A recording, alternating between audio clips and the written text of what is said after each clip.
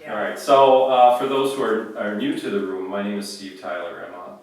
I'm a historian by training, but I worked for the National Park Service in a couple of stints, initially in New England, but changing careers, I wanted to return to the Park Service. And I'm from Rochester, New York, studied local history there, and really was enamored by the burned over district, which is this part of New York State, because of all the social and religious and political movements that were fervent here in the first half of the 19th century. So that really got my interest in history, and I wanted to return to historical work after I was done with my other job, which was firefighting, in case you're interested. Totally different career change, but it paid a lot of bills, which doing history and archaeology kind of left lingering for a while. But I've worked for Harriet Tubman National Historical Park in Auburn and at Women's Rights as a seasonal ranger for a couple of years now, and hopefully maybe this month or so I will return back here, but even if not, it's a wonderful place and a wonderful resource, and please, I encourage you all, as a volunteer with the museum, not with the Park Service, to support your national parks. I'm going to start with a joke, and this is a joke. Some of you may laugh at it, some of you may groan at. But a Mennonite and a Quaker were walking down the road, and they were having a discussion, a religious discussion. And the Mennonite said, "You know, we're to call each other brothers here on earth." And the Quaker gently reminded him, "Yes, but we will truly be friends in heaven." So, I heard that a long time ago, and it has stuck with me. So I share that now. I didn't hear too many groans. So the M'Clintocks moved here in 1836. Their impact on this community, even though they only lived here for about 20 years, was so significant that for 150 years, this home was known as the M'Clintock House. They didn't own this place, but the impact they made living here stayed with this community. And I think that's an important thing to think about as we talk about who the M'Clintocks were and what they mean not just to this community, but to all of us and the freedoms and rights that we have and we work to keep.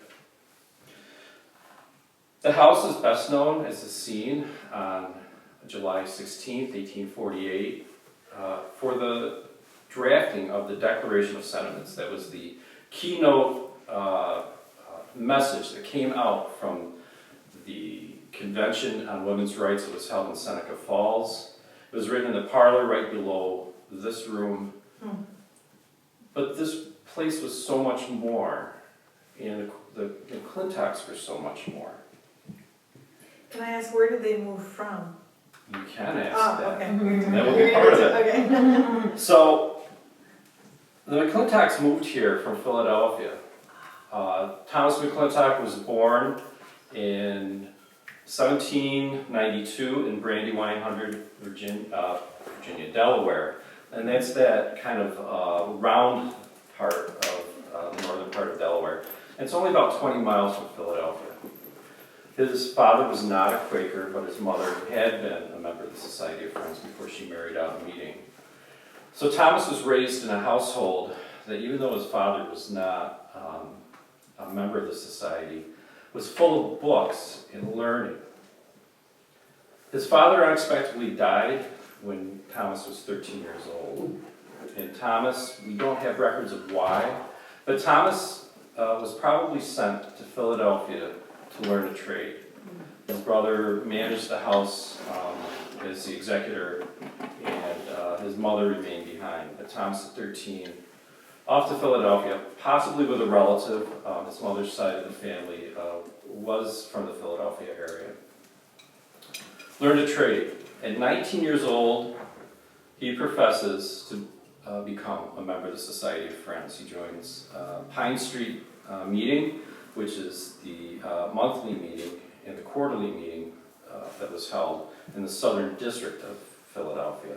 Philadelphia was so crowded with Quakers, it was divided into a Northern and Southern District, and then there were all the other meetings that happened outside in the rural communities surrounding Philadelphia.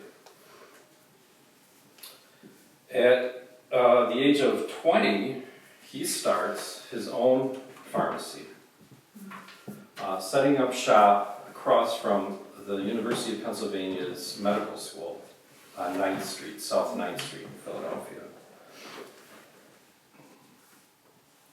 The residence was about a quarter mile from Green Street Meetinghouse, and Green Street's going to figure into this in a few different ways. It was because of people that he was associated with that you start seeing some of the connections that happen in Thomas's life and in the future things that we're going to talk about that he does. About 1818, Thomas's brother Samuel died, and Thomas inherited a household.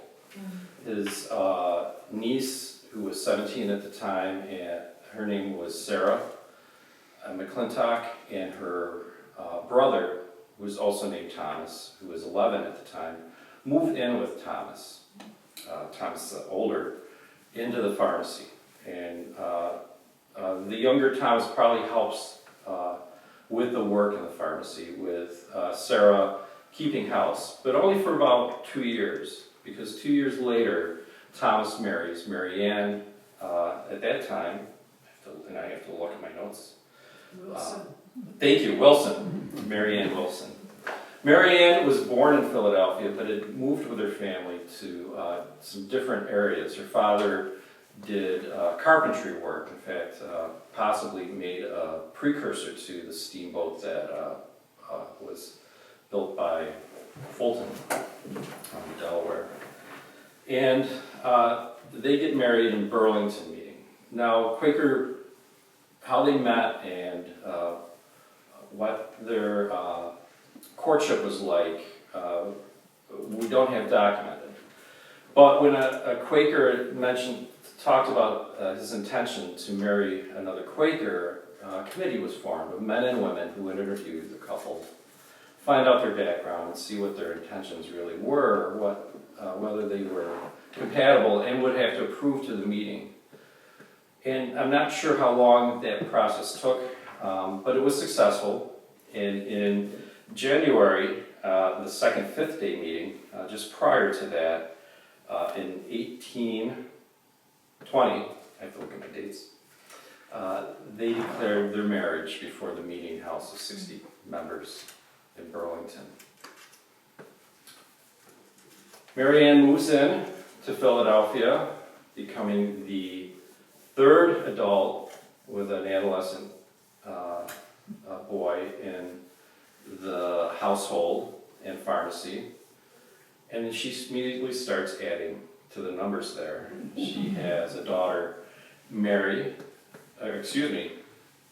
Elizabeth, or Lizzie, who's born in 1821, and a second daughter, Mary Ann, who is also known as Mary, or really Molly, so that she wouldn't get confused with her mother, or all the other Marys that were in the family, in October of 1822. So you can start to get this feeling in this house, it's filling up. It's nice, you have somebody to help Thomas with the pharmacy, the apothecary that he is running. You have Sarah, who can help, niece Sarah, who can help with the child care as well, and help Mary Ann with the household chores. And she's also going to have to help because Mary Ann's mother becomes a widow in 1822. Her mother Elizabeth moves into the house as well. So picture that. The M'Clintocks were deeply involved in the things that were going on in Philadelphia in the 19th century. Thomas was very well read. I said as a child, he had books around him, but he was known and noted for being a writer and a thinker in the Quaker community at that time. He would publish pieces and he would speak at meetings, and he was not reticent about saying what he believed, but he also was careful about the words that he would use when he would speak. And he only would speak when he was sure of what he was going to say. That involvement is really what leads us to what goes on here. So I'm going to read a little bit about the Society of Friends. I know there are friends here, but there are people who are not members, and try to explain what impact being a member of the Society of Friends had on what happened in 1848 in this area. The Society of Friends or Quakers formed in the 1650s by dissenters of the established church. They were nonconformists, didn't like what was being preached, how ceremonies worked, how preachers maybe didn't live the life that was expected of a preacher. And so they left the church, formed their own group, and under the guidance, internal guidance of George Fox, began to listen to an inner light within them. The inner light was the voice of truth, or the voice of Christ within them. And that became a distinction for Quakers. And many members started joining, and many members had some different ideas about what Quakers should believe. They tended to be known as ranters, and they would do some pretty interesting things. And so Quakers started developing a discipline and orders of meetings where they would try to draw themselves into quietness and contemplation, quietness to listen to that inner light and keep order. The Quaker meetings were laid out monthly, quarterly, and yearly, as well as whatever meetings might need to be done within the local meeting. Ministers and elders were selected from the membership, and they had their own select meetings where they would discuss the polity and the things that might need to be, people that might need to be ministered, or words that might need to be spoken within meeting. And there were also a separate meeting, the Meeting for Sufferings, which took care of the yearly meeting business, while the yearly meeting wasn't meeting together, because they would meet once a year, obviously, as a yearly meeting, or in special meetings. Meetings for Sufferings, though, were the really leaders who took care and made sure if a roof needed to be fixed, or a new meeting house needed to be tended to watch that business. And also petition for things that Quakers felt needed to be done. They were had conscientious scruples, I think would be the word that would be used in the 19th century at least, and didn't believe in violence or any kind of acts like that. Obviously, a government wants soldiers. They want to enforce their power and want to do things. And to find that exclusion, to find exclusion from certain tithes and taxes that they felt were unjust, the Meeting for Sufferings would also petition governments. So it was a pretty important meeting, and you had important people that belonged to it. Let me switch ahead because we're just sitting here on this. There's the M'Clintocks. I mentioned earlier that I don't have any documentation that the M'Clintocks had changed from Pine Street to 12th Street meeting. I said Green Street earlier, I meant 12th Street. 12th Street meeting, though, was only about 3 blocks from where the M'Clintocks lived. So it would be natural, and obviously it would be something that Quakers would encourage for economy to live, to attend a meeting that was close to them. We know about Thomas because of people he was associated who did go to 12th Street meeting, and that would be James and Lucretia Mott. And there's a letter that Lucretia Mott writes to her husband's grandfather, who's from Long Island. And it talks about something that Thomas McClinton had written. And Thomas McClinton had written, along with another minister, about Sabbath day practices. Now, talking about Sabbath day practices might not mean a whole lot to us, but Sabbath day practices were a sore point among Quakers. That sore point was developing because of growing contact with evangelicalism in the United States, and that was drawn in from Britain.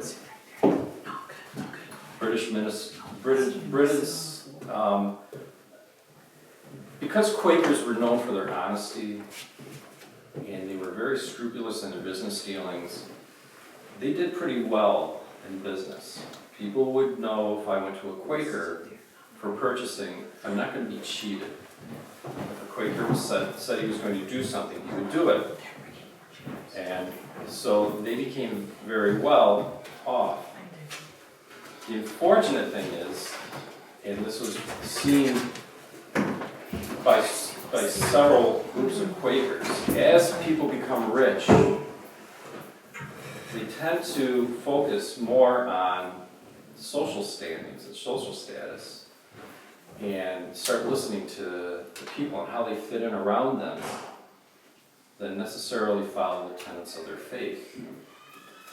So Thomas and Elisha Hicks, bring him up, Elias Hicks, excuse me, we're kind of on the same page.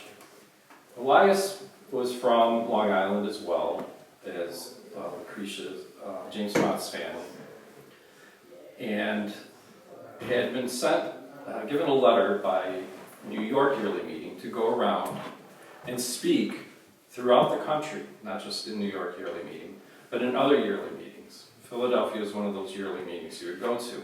But as he was traveling around, Quakers that listened to him said, well, where are you getting your ideas? And he would not specifically say the Bible is the authority. He would not specifically say crucifixion of Christ is what saves us. He would instead say following the inner light is really what saves us. That truth within is what saves us. And not all Quakers felt that way. Many Quakers believed in a more traditional Christianity. Elias Hicks, and Thomas would argue with him, would say that inner light needs to reveal the truth to us because that is the truth that we hear individually and personally. And Elias Hicks became a lightning rod for controversy over these issues. And that was focused in Philadelphia Yearly Meeting. Even though Elias Hicks came from New York, he spent a lot of time in Philadelphia. The people in Philadelphia spent a lot of time traveling with Elias as he would go to Ohio or through New York and try to catch him at what he was saying. And they would bring it back to Philadelphia. So the supporters in Philadelphia really felt like they had to prove something. They really felt that their conscience was being silenced by ministers and elders. Now I mentioned that there was a select meeting of ministers and elders, and they would meet, but they would also select the ministers and elders. Ministers and elders weren't selected in the monthly meetings or the quarterly meetings. They were selected at those meetings by the select meetings. And that bothered, especially in this new America where democracy and where in a Quaker Meetinghouse all are equal, that bothered a lot of the Quakers in Philadelphia. Because the members of the select meetings in Philadelphia tended to be Quakers of pretty high wealth and pretty high social status. And they felt that their voices were not being heard by those high-level Quakers.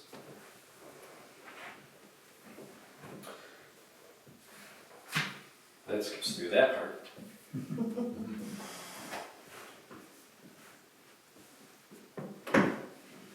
Skip this. Another issue that Elias Hicks brought specifically to Philadelphia yearly meeting, was the question of slavery. And this was another thing that Thomas fervently believed in. If, as Quaker's testimony was, slavery is a sin, what does that make purchasing or using goods produced by enslaved labor? Is using those also a sin? Should not a Quaker in good conscience try to live to what he is saying and avoid purchasing enslaved labor-produced goods? Instead, turn to free labor products, free produce. There were Quakers in the select meeting who tried, but it was a difficult thing. Sometimes products are not available. And I'm going to give you an example of the Motts. And the Motts were believers in the free produce movement. James Mott had traded in cotton. He made a good living trading in cotton in Philadelphia. And Philadelphia is one of those places where it's right on the border. It's just north of the Mason-Dixon line. So it knows, it's in contact with enslaved people. Enslaved people were brought to Philadelphia. Eventually, enslavement was made illegal in Pennsylvania, but there were still a large number, it was a gradual emancipation, there were still numbers of enslaved people in Pennsylvania, as well as the people that would be brought in by southern owners of people. Elias Hicks spoke in Pine Street meeting, the meeting that ran Southern District of Philadelphia, quarterly meeting where that was held, and talked about how wrong it was to use the products and how it would taint a person's soul to use the products of enslaved labor. I mentioned this is hard. James Mott, a cotton merchant, eventually left the business and became a trader in wool, because wool can be obviously gotten from farms in the north. Cotton doesn't really grow well in the north. So to find cotton, you would have to get it from a foreign source. That might be free produce. So he changed his whole business. But there were Quakers who were businessmen in the select meetings who felt uncomfortable about this accusation of their work. And again, this was a mark against Elias Hicks, and one that they held against him. In fact, after he spoke about that, some of them that were in meeting refused to shake his hands. So that gives you an idea of the level. And we're talking the early 1820s. We're not even up to the later ones. So when we left the M'Clintocks and started talking about some of the other things that were going on, they had no space. They had a house full of people. The apothecary business was doing well, but there was a new neighborhood in the Northern Liberty section to the north of Philadelphia that Thomas turned to. There might have been some other reasons for going there. But Thomas moved the family to 5th Street and Callow Hill Street on the north side of the city. It was under the Northern District Quarterly Meeting, and was also near Green Street Meeting. And I was getting those two meetings mixed up. He left 12th Street Meeting, went to Green Street Meeting, and Green Street Meeting, it so happens, was controlled by the Hicks supporting faction in Philadelphia. It was the only meeting house where the majority of ministers and elders supported Hicks. All the other ones were filled with the more conservative or evangelical ministers and elders. Even though the people in them might disagree with that, with their concern about Elias Hicks. There's another daughter added as well, Julia. She was probably born in 1826. We don't have a record of her birth. And she's kind of a mystery, and it's a sad mystery. 1827 started well. All through this time, Thomas is writing, and there's a literary battle, literature battle, magazines, papers. The new Saturday Evening Post is the center for a lot of the Hicks supporting writers at that time. Thomas is corresponding, he's writing anonymous things and publishing things in support of Hicks. Hicks was not denying anybody's right to faith, although he would say, listen to the inward thing, because that will guide your outward thing, your outward experience, your outward work. But if you're just doing things, and this was a fear that Quakers had, this was a complaint early Quakers had, if you're just going through ceremony, if you're just going through the routine prayers, those are outward manifestations. But where's the inward part of that?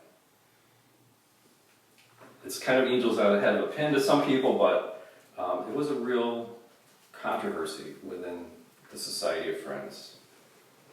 So 1827, we get up to a seminal point. It started very well with a group of people, including James Mott. A society is formed in Philadelphia to support and encourage free produce businesses, the free produce movement. Thomas is a major player in this. James obviously plays a slightly larger, well, he doesn't play a larger part. He's only on the committee of correspondence. Thomas, as you can see, is the secretary of this organization. Probably not terribly hard for an apothecary to carry things, but he also carried other products within his business. When he came to Waterloo, he had many things advertised for sale here in town. But he felt very strongly, and it would cause, even within households, great difficulty in trying to maintain a free produce only household. Less successful, though, was Philadelphia Yearly Meeting held in April. In April 1827, Thomas attended as a delegate at the yearly meeting for Green Street meeting. For years, the Hicks supporting group, and that's what they would be known as, just prior to 1827, when they were finally called Hicksites. The Hicks supporting group kind of had the upper hand in things. But in 1827, it all fell apart. The meeting for sufferings for Philadelphia Yearly Meeting was starting to crack down and investigate the outer meetings, the rural meetings, and how they were selecting their ministers and elders and who they were selecting. Green Street Meeting had been trying to expel some of the more conservative, known as evangelical ministers, and the ministers appealed to the quarterly meeting. And that was all brought up in 1827 in the select meeting of the anti-Hicksite group, had the upper hand in it. Thomas had been writing back and forth to other members of the yearly meeting, all the way from Delaware to the northern reaches of Pennsylvania and into New Jersey. And meeting just during this, actually just prior to the yearly meeting happening, they met with the assistant clerk. The clerks of a meeting have absolute control over the meeting. If a clerk doesn't want to recognize you, he doesn't have to. the clerk of the meeting was a member of the anti-Hicksite group. The assistant clerk was a Hicksite follower or supporter. But they got along. They could talk to each other. The unfortunate thing was when the Hicksites tried to put their man in from the assistant clerk to clerk, it was refused. And all the things that the anti-Hicksite group wanted to pass and go through were done. Prior to this meeting, Thomas and some others had met with the assistant clerk to talk about things. And he said, there really is no hope here. We disagree too much. And at that meeting, he actually broke down in tears several times because of the tumult and shouting and yelling over each other in that meeting. There was no sense of connection. That was the Great Separation, 1827. The Hicksites formed their own branch of the Society of Friends, and the Orthodox group maintained their Society of Friends. And the split spread throughout the United States and even extended outside of the United States. Because if you're a yearly meeting in New York, or you're a yearly meeting in Ohio or New England, and you get a letter from somebody saying, we are the true yearly meeting in Philadelphia, which one do you choose to accept? Both? Neither for some groups? Eventually sides had to be picked. And these challenges went down to the local meeting house, where the members had to decide which way do we stand. Do we stand on the side of the Hicksites, Hicks preaching, that inner light only? Or do we stand on the side of the Orthodox, where we have this Christian faith of thousands of years? We can't let that go. And it's a tough decision then. It carries over even then today. Fortunately, the work that needs to be done, I think, is done by all. So, Thomas and Mary Ann obviously were Hicksites, and Thomas becomes recognized eventually as a minister within Green Street meeting. To give you an idea, Lucretia Mott, in a later letter, to talk about Thomas M'Clintock, says he is our best Bible scholar. Lucretia Mott looked at Thomas for what he thought about things. So, I haven't talked about Mary Ann much though, because she is busy raising children in the household, and that sounds kind of anticlimactic. You know, what's Mary Ann doing in all this? As Quakers believed, and Hicks would argue that it's the Bible that sets men and women apart, but the inner light says there's no difference between men and women. And Hicks would preach there is equality, and equality was practiced within the M'Clintock household. The discussions and the things that Thomas wrote, I'm sure he discussed with Mary Ann. The decisions that were made, when to move, whether to support this free produce movement, were done in consultation with Mary Ann. They were equals. In fact, there were some things I think she got her way with that maybe Thomas was a little uncomfortable with, but he had faith in her as well. So I mentioned a daughter, Julia. There's a son born, Charles Wilson M'Clintock, in 1829, just after this split. But there's also a tragedy. Sometime between 1827 and 1831, again, we don't have a record, that young daughter Julia dies. This is something that was with Mary Ann all her life. She would later write in 1856 that the premature death of her darling child was caused by ignorance of the laws of God which govern her physical being. She had faith in what works, what medicines, what things Thomas could create. And they were strong believers in homeopathy. It was a natural practice to them, that they felt that there were just some things that we don't understand here on this earth, and felt that loss for a long time. In 1831, a new daughter was born, also named Julia, to remember the lost child.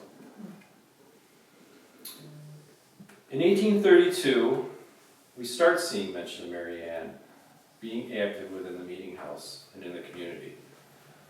In December of 1833, William Lloyd Garrison held a small convention to form an abolitionist group in the United States.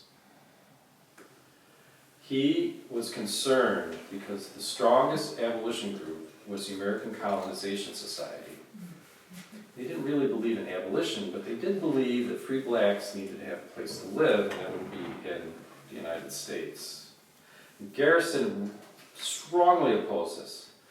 He was a man who believed in immediate abolition and equal rights for those formerly enslaved people.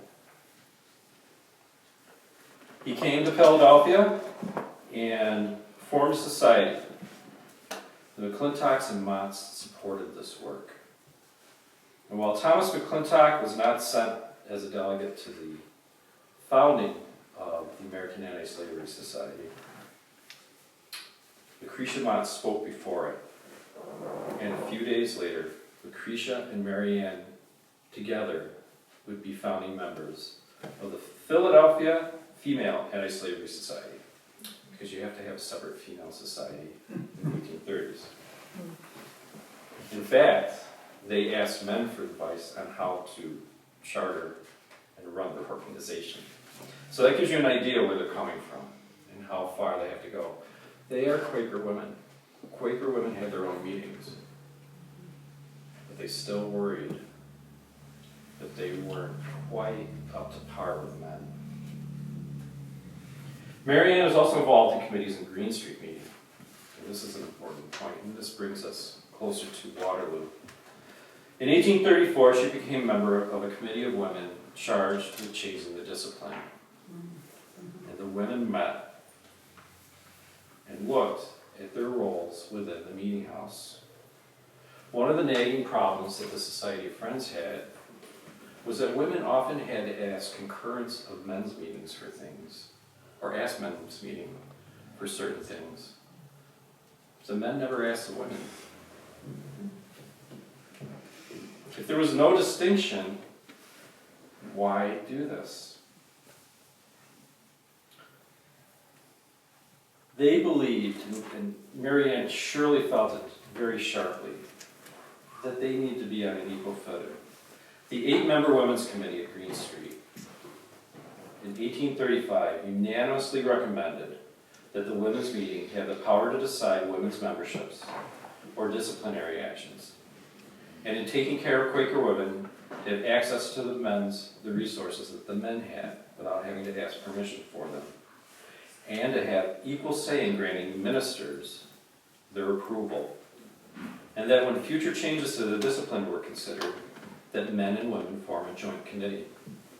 And they presented this to the women's meeting at Green Street to be presented as a change in the discipline to the men. This was a big change. 1835, joint committees, women not having to ask for things. It was so big that when the entire women's meeting looked at this, they declined to forward them to the men's meeting. They said, "We believe fervent desires have been raised in this deeply interesting subject. We dwell deep under the influence of divine love, keeping in view that it is only steady attention that a progression, keeping in truth is known, and strength gained to move forward at a time ripe under its holy influence. Quakers at Green Street in Philadelphia at that time was not yet.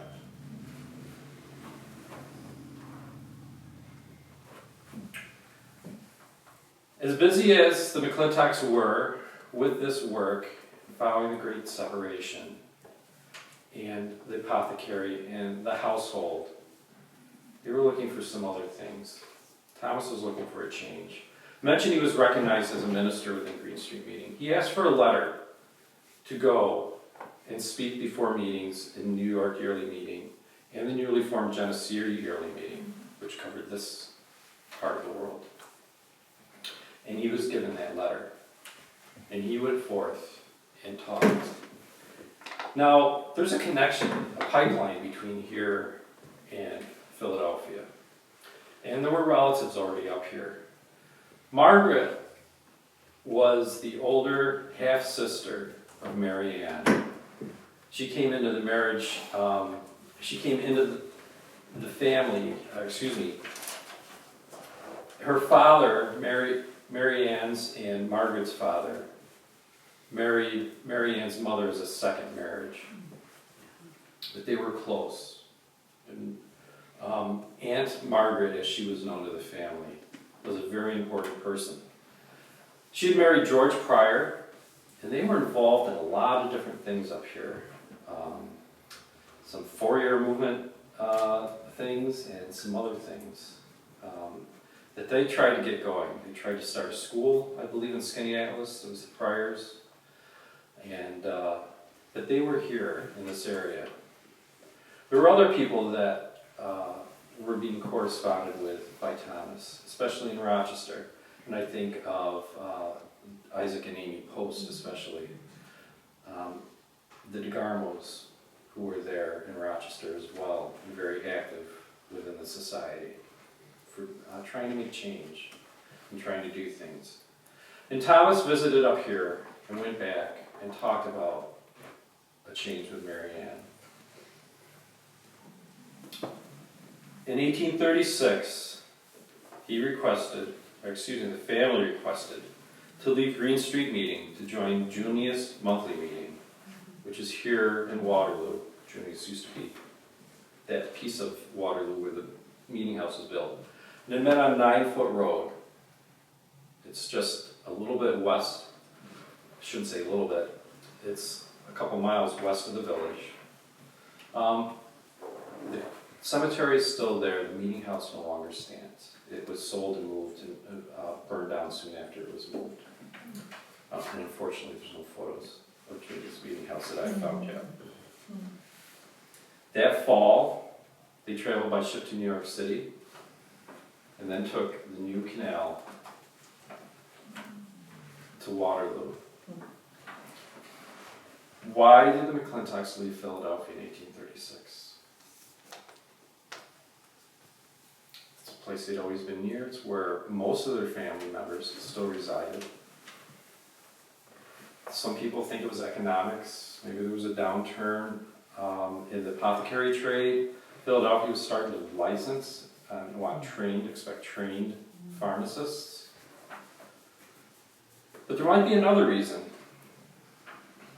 Mary Ann's mother had just died, so that means that the most elderly person in the household would not be at risk if they were to move. Their youngest child, Julia, was 5 years old at that time. There was a need for an apothecary, an experienced apothecary here. Now I'm going to go into speculative territory. Judy's heard this before. I wouldn't be surprised if Richard Pell Hunt, a businessman and a person who is a leader in this community, invited the McClintocks to move here. This house was brand new, and we don't know of any occupants before the McClintocks came here to this house. He owned it and rented it, leased it out to them. He ran a wool business, possibly in contact with James Mott, and certainly would have been able to know and hear about Thomas McClintock through that connection, if not through other connections. He was born and raised as a Quaker. He was not a member at that time. His family had left membership downstate, but he carried those Quaker ideals within him.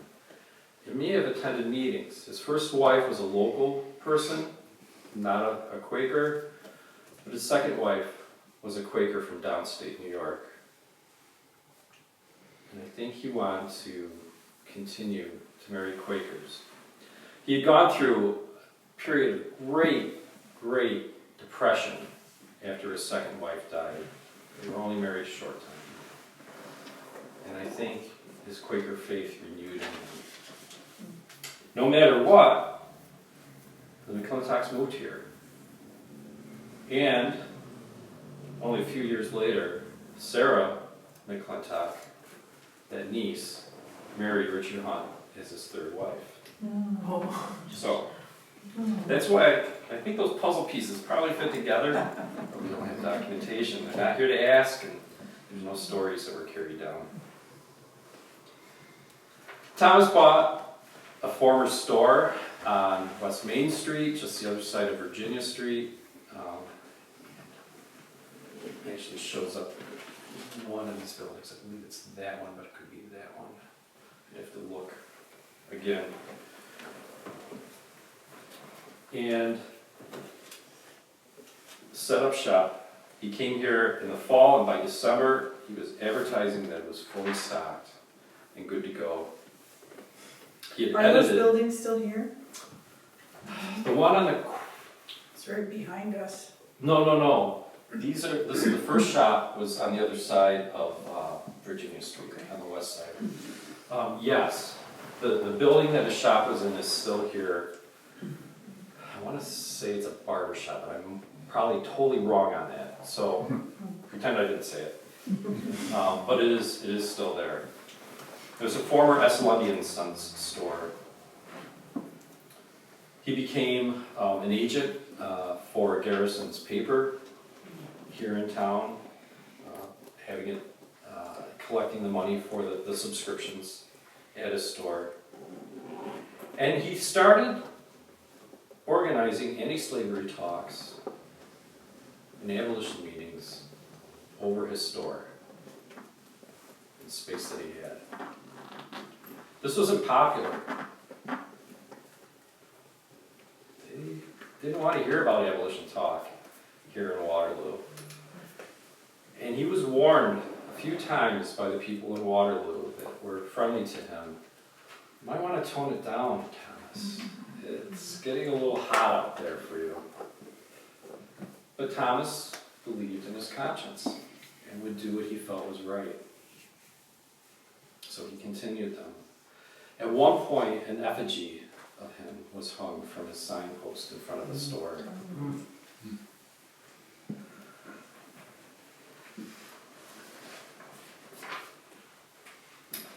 In 1838, the M'Clintocks had a scare. They had sent 17-year-old Lizzie down to visit relatives in Philadelphia. It was a scare that only reinforced the M'Clintock's desire to end the wickedness of slavery, as he would describe it in a letter to a Philadelphia paper. A series of anti-slavery and free produce conventions and meetings were held in a brand new hall, Pennsylvania Hall, that was built specifically because other meeting houses would not allow abolitionists or mixed groups to meet within their buildings. So collecting money together, the abolitionists built their own meeting place where they felt they would be safe to say what they wanted and meet as they wanted. It's Philadelphia, right?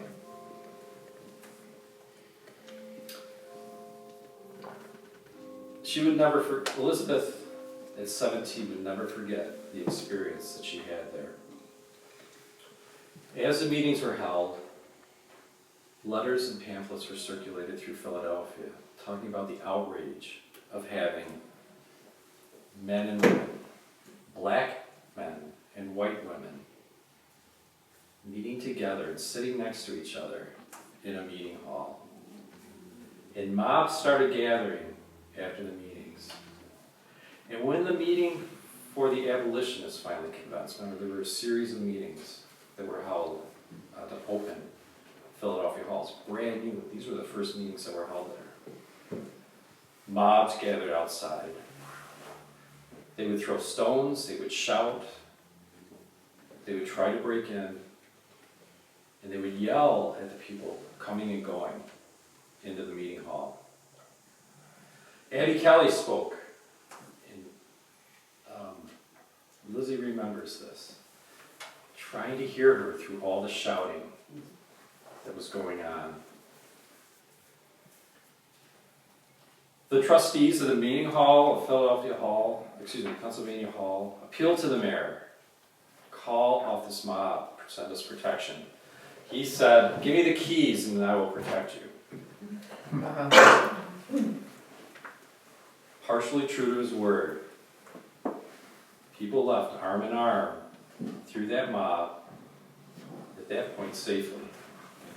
But as soon as the last person left that building, the mob entered it, turned on the gas jets full blast, blew out the lights, and lit the place on fire. Wow. Burned it down. Mobs would go through the city. Lucretia Mott says she had a mob come up her street, and if it wasn't for the goodness of her neighbors telling them that she lived somewhere else, they would have attacked her house. It was a scary time. Eventually, they got word Lizzie was safe. But they knew what they were up against in abolition. Still, their conscience would drive them to do what they needed to do. It only reinforced their desire to end slavery. In 1840, Richard Hunt, sort of in-law, son-in-law, had woven and dyed green cloth to make a suit for as a gift for William Lloyd Garrison. Garrison was going to the world's first anti-slavery convention in London. And Hunt made a new suit for him. Garrison wrote to Thomas asking him to go, wishing he could go. Don't know the reasons why, but Thomas could not attend. But he did have a relative there, a relative who was a niece. Her name also happened to be Lizzie, but her name was Elizabeth Neal. Richard Post was a delegate prior to the convention in New York. And one of the big things that happened there was approving women as delegates. Garrison had a big falling out at that time with the other members on the executive committee of the American Anti-Slavery Society. He had appointed Abby Kelly, I believe, to be a member of that committee. And men objected to putting a woman on an executive committee. They didn't believe combining abolition with these calls for women's equality would do either very good, and certainly wasn't helping the abolitionist cause. It was causing a lot of controversy, people turning against it. Garrison stuck firm. He would send women delegates. Lucretia Mott was one of those delegates, and she went with James. And she sat next to Lizzie Neal. Another person that sat next to them was Elizabeth Cady Stanton. Wasn't sent as a delegate. When the women delegates arrived, they were refused recognition of their credentials. They had to sit in the back behind a curtain to listen to everything, not participate. Elizabeth Cady Stanton got to know Lucretia Mott very well at that point. It was where she first met her, and they talked up a storm about how unjust this was. And as I said, Elizabeth Neal representing the M'Clintocks, and she would later stay in this house for about a year, representing the M'Clintock family there. Even though they didn't travel to London, though, they were still very busy.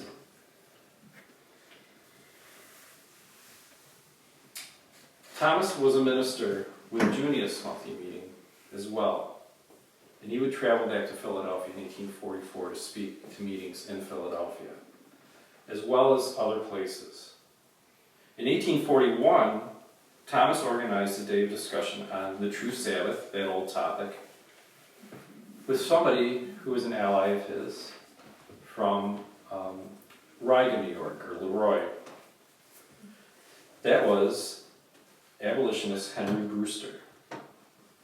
Henry Brewster was the uncle of Henry B. for Brewster Stanton, who would later marry Elizabeth Cady. Henry had taken in, to give an idea of his belief in women's rights and rights in general, taken in Henry's mother after she was divorced and excommunicated in Connecticut for abuse by her husband, Henry's father. Henry believed in strong women. Sometimes he did not believe that as well as he probably should have, but having seen what his mother had gone through, he understood women needed rights as well. There's another connection to Stanton that I uncovered. The person that the family relied on for their cures was a young lawyer in Seneca Falls who was changing professions. He wanted to study homeopathy. His name was Edward Bayard, and the street in Seneca Falls is not named after him. Different story, which I like to tell in the Stanton house. But Edward Bayard treated the M'Clintocks regularly through the 1840s, even prescribing care for Mary Ann when she was ill in the winter of 1848, after the Bayards had moved to New York City, where Edward studied more medicine. Edward's wife was Tryphena Cady Bayard. She was the elder sister of Elizabeth Cady Stanton. And Stanton, we know, visited the Bayards in Seneca Falls in the autumn of 1841. And there's little doubt that through them, she got to know the M'Clintocks, because in 1843, Elizabeth Cady Stanton wrote to Elizabeth Neal, "Please pass along greetings to your family in Waterloo." So you're starting to see the connections that can be made. M'Clintocks opened the door of their house to any guest, making it possibly a station on the Underground Railroad. We don't have documentation, except for the one that we're going to talk about, of any freedom seekers who stayed here. But there's no doubt that the Hunts and M'Clintocks both supported and took care of anybody that asked for help that came through. There's a railroad station nearby, just a short walk away from here, that could take people to Syracuse or Rochester very quickly. Garrison came here in 1842, stayed here also in 1847. The house became noted haven for abolitionists. Abby Kelly stayed with Margaret and George Pryor, but also visited this house very often, along with her acerbic husband, I want to point out, Stephen S. Foster. He's an interesting person to read about. Not the songwriter. Not the songwriter. Okay. No, same name, or similar names, but not the same person. Frederick Douglass and Charles Remond, two freedom-seeking African Americans speaking for the American Abolitionist Society, stayed here as well on their speaking tours. It was noted by somebody close to M'Clintocks there was seldom an empty bed or spare seat at the table. Work became a family effort. Mary Ann and Thomas in 1842 attended an anti-slavery convention in Rochester, where Thomas was placed on the executive board and Mary Ann assigned to committees to help organize the Western New York Anti-Slavery Society. A week later, Elizabeth, their daughter, is on a business committee organizing the Anti-Slavery Convention at Syracuse with William Lloyd Garrison. Thomas being named to the executive board at that meeting of the AASS. The next year, they attended a fair in Rochester. Thomas now had the duty of manager or organizer of local meetings. In 1854, he was selected as a vice president of Garrison's organization. So now I'm going to talk about the incident some of you have heard a little bit about, but not everybody. The Fugitive Slave Act of 1850 sent a shock through the country. It required people to assist federal marshals and anybody laying claim to somebody to arrest somebody and resend them to enslavement in the South. If you were a freedom seeker, you were no longer safe in northern communities. There was a man who went by Jerry, his name was William Henry, in 1851, who was working in Syracuse. His claimed owner knew he was there, and federal marshals went to arrest him to send him back into service, unpaid service, with his claimed owner. October 1st, 1851. October 1st was also the day that the Liberty Party, a new party in New York State, was holding an anti-slavery convention in Syracuse. When word got out that Jerry had been captured, people rose up in mass, not just from the Liberty Party convention, but also residents of Syracuse, to free Jerry from his captors. Things went bad for the marshals and good for Jerry, and he was broken out and eventually made his way north, I think through Mexico, New York, to Canada. With Jerry gone, though, officials started to find people responsible for his freedom. One of those people that they blamed and accused of assaulting a marshal, although he denied that, well, he didn't deny helping to plan the rescue, was Jermaine, I'm going to slaughter his last name, Logan. Just Logan. Logan, thank you. This is why I don't want to speak without you being present. Jermaine Logan was himself a freedom seeker, but he had lived in Syracuse and was a pastor at the AME Zion Church there.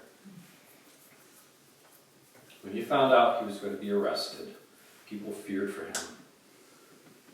Under the Fugitive Slave Act, would he be allowed to have a jury, any kind of justice, or would he immediately be sent back to enslavement by somebody who claimed ownership of him, or possibly death?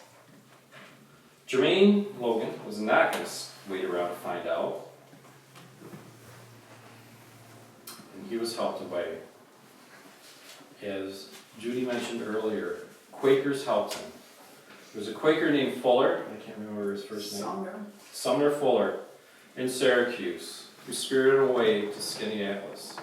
We know this because Logan talks about this, but he doesn't talk about coming to Waterloo. But somebody else did. And that was a young man who loved coming here to the house. His name was Thomas Mumford. Thomas Mumford was searching in his life for things to do. He didn't know what he wanted to become or anything. But he found a place here full of ideas, full of thought, full of openness, and where he was meeting the most incredible people. And one night, somebody went and got him and said, "We need to come over to Thomas M'Clintock's house." Logan was in hiding here. And we only know that because Thomas Mumford wrote in a memory, an obituary for his friend Thomas M'Clintock, what he had witnessed. He recalled that Logan was a large man well armed, and spent the night pacing in his room. Maybe the room we're in right now. Imagine though, you are a Quaker. You're a member of the Society of Friends. You abhor violence. You will not commit violence on another person, especially the conscientious people that the M'Clintocks were. But you have this person in your house, and you want to protect them, and they have a gun, and the people coming after them have guns. Think of the turmoil that they felt. It was a restless night. Thomas Mumford says nobody slept. So the next day, Logan was spirited off and eventually found his freedom in Canada. He made it to Rochester. Samuel Porter, whose house was on, it's now St. Paul Street, got him up to the lake, and he took a ferry to Lewiston and eventually walked across the bridge that was there to freedom in Canada. But these are the M'Clintocks. They were known, and they were known as dependable people. All right, let's get ahead. Having joined Junius monthly meeting in 1836, Thomas and Mary Ann set out to be a part of that meeting and of Genesee yearly meeting. And Mary Ann brought some of those things that she suggested back in Green Street with her to Junius. Women should have equality within the meetings. Junius agreed, and they passed them on to Farmington, and eventually was brought to the monthly meeting. In 1837, it was the right time. It was considered and accepted. It was also accepted in New York yearly meeting, not too long after. Philadelphia yearly meeting, Hicksite, did not agree to this until 1877. Anti-slavery work and the organized movement caused all kinds of issues within Farmington monthly meeting. Their friends and co-workers, the Posts, had withdrawn from Rochester meeting because of objections to their work in anti-slavery. There was a fear that the voices of abolitionists within the meeting house were drowning out other things that needed to be heard, other voices that needed to be heard. There was objection for a long time to having paid abolitionist speakers enter a Quaker meeting house. Quakers did not allow paid ministers within their meeting houses. If you're a paid minister, are you speaking for the pay, or are you speaking because that is your conviction? And if you're not paid, we will believe that you're speaking your beliefs, not somebody that's paid. You're not a hireling minister. And they looked at the abolitionist speakers who earned their money speaking on the circuit, earned their bread and butter, that same way. Should we let them in the meeting house? And it caused problems. It caused problems locally, and it caused problems throughout the Genesee yearly meeting, which extended all the way to Michigan, extended through Ontario into Michigan. Michigan meeting wanted to have abolitionists speak, Michigan Quarterly. And the ministers and elders said no. So Michigan Quarterly meeting in the early 1840s decided to get rid of the select meeting. If decisions were going to be made, they would be made within the meeting and the monthly meetings of everybody. This was against what Quakers had done. There's always been a select meeting. And Genesee yearly meeting ordered Michigan Quarterly restore the select meeting. And every year for 7 years, Michigan said no. They would attend Genesee yearly meeting. In 1847, I found a reference to this. Genesee yearly meeting voted to allow abolitionist speakers come to their meeting houses and speak. In 1848, let's see if I can find a date, June of 1848, 12th and 13th, Genesee Yearly Meeting met in Farmington. And the people from Michigan came, and the question was, would they be recognized? They were asked, will you restore the select meeting?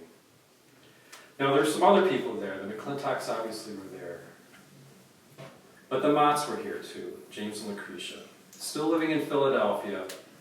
But they were up here to attend Genesee Yearly Meeting, among other things. They're staying in Auburn with Lucretia's youngest sister, Martha C. Wright. Been voted out of meeting for marrying out of meeting.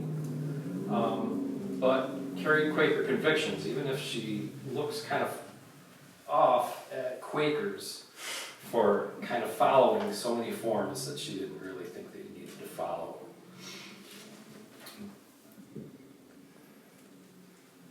The Motts had traveled. They had gone, James, I believe, was on the Indian Committee and visited the Cattaraugus Reservation. They had gone to Upper Canada, Ontario, to visit the communities of freedom-seeking blacks who had found shelter there, making sure they were okay, and bringing back reports on them. And they came to Genesee Yearly Meeting. And in June, they saw something that they had seen last in 1827. Michigan Quarterly refused to allow the select meeting. And so they were not recognized. And 200 Quakers walked out of Genesee Yearly Meeting in protest and said, we'll sit outside and figure out what to do. And we'll meet again here in October, Farmington, and figure these things out. Thomas M'Clintock, Mary Ann M'Clintock, Rhoda DeGarmo, and the Motts were among those people.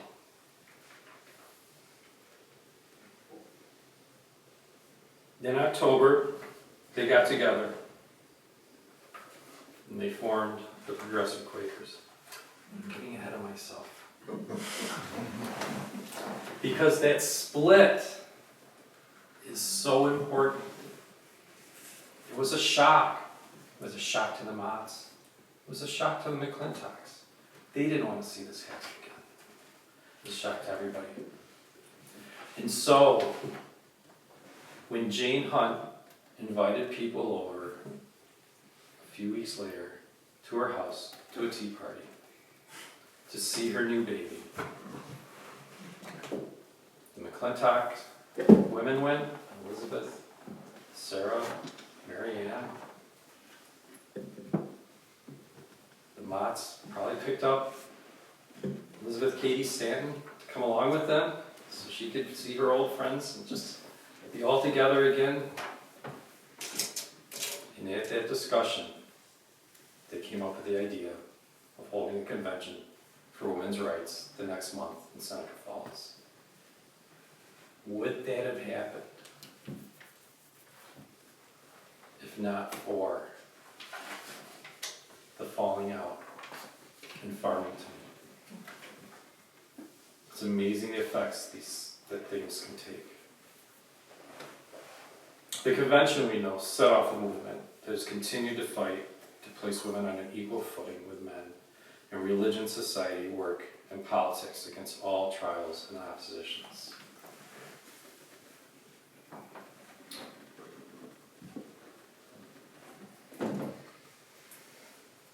That's the parlor where they wrote the Declaration of Sentiments. Is that in this building? It's right below us. Right below us?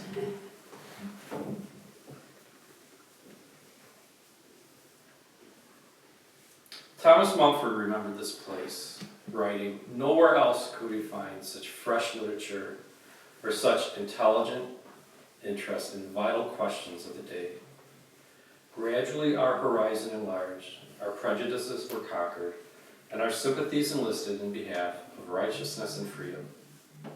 That house, this house, was our gateway to the widest realms of thought and the richest fields of duty. The family were the teachers to whom we owe the best part of our education, for they taught and exemplified, in a modest yet powerful way, entire disregard for all worldliness and mere conventionalism, and a scorn of popularity as a test of truth." Think of the impact that they had on so many people. Think of the impact they have on us today. At Thomas M'Clintock's, Mumford wrote, "We first saw the writings of Dr. Channing and Theodore Parker. There we met Lucretia Mott, William Lloyd Garrison, Frederick Douglass, and Samuel J. May. Most of the men and women prominent in reform movements were sometimes found under that roof." Before I leave the McClintocks, or the McClintocks leave Waterloo, I want to talk about Lizzie McClintock.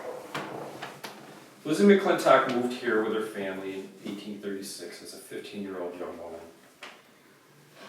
As I recounted, 2 years later, while visiting relatives in Philadelphia, she witnessed a mob assault on an abolitionist meeting that burned down the meeting hall. Think of the impressions on that young person. Imagine the fears of her parents.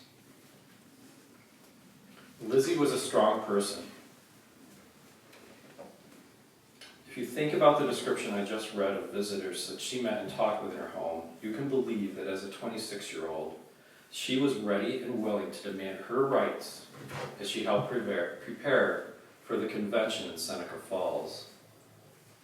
She wrote an invitation to the family friend Frederick Douglass to attend that convention, and she stood before the convention she helped plan and spoke to the people crowded into that chapel in an evening talk. She and Elizabeth Cady Stanton met often following the convention to write letters and speeches on the subject of their rights, and she and her sister even went to Philadelphia, trying to break the barrier preventing women from working as clerks in businesses. Putting yourself up to ridicule, asking for a job as a clerk. Returning home, she found somebody courting her, and that person was Burroughs Phillips. Burroughs was orphaned as a child and raised just south of here in Varick, New York, by his uncle on his farm that his family had owned. He attended Dartmouth and then stayed with Lizzie's Aunt Margaret while he studied law under an attorney in Waterloo. Lizzie found in Burroughs what can likely be described as a soulmate. He readily supported her work on women's rights. Entering business and moving to Syracuse, she attended the 1852 Convention on Women's Rights, and together they later traveled to Albany to advocate for the vote. Burroughs was a lawyer at that point, and he assisted Elizabeth Cady Stanton with her arguments and spoke himself in support of them. Lizzie's parents, looking for better work prospects and to be near their daughter, prepared to move to Syracuse as well. One of the things Mary Ann missed so much, their slightly younger daughter, Mary, had just married and moved away, and so she was starting to get lonely as the nest emptied. In 1854, 2 years after their wedding, while visiting Waterloo, Burroughs fell from a carriage, struck his head on the ground. He was immediately taken to the home on William Street, probably in a coma, and died 14 days later, 19 months after their wedding. Lizzie withdrew. Here was this promising person, this person with a partner. Think of what they could have done. She returned back to her parents in Waterloo. And while she was always independent, she's the one that led the family to eventually move to Philadelphia. Opened a trimming shop there that left her financially secure.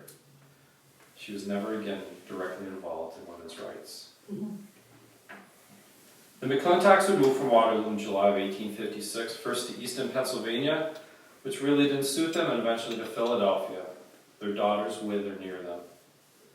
Thomas would die there not too long after their 50th wedding anniversary in 1876, and Mary Ann in 1884. As I mentioned at the beginning of this talk, the house they rented from Richard Hunt would continue to be known locally as the M'Clintock House.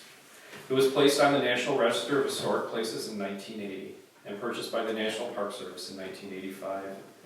It has since been restored to present itself much as it did when all these things happened in it. As you visit it, please think about the people who have gotten us as far as we have been and be inspired by their courage.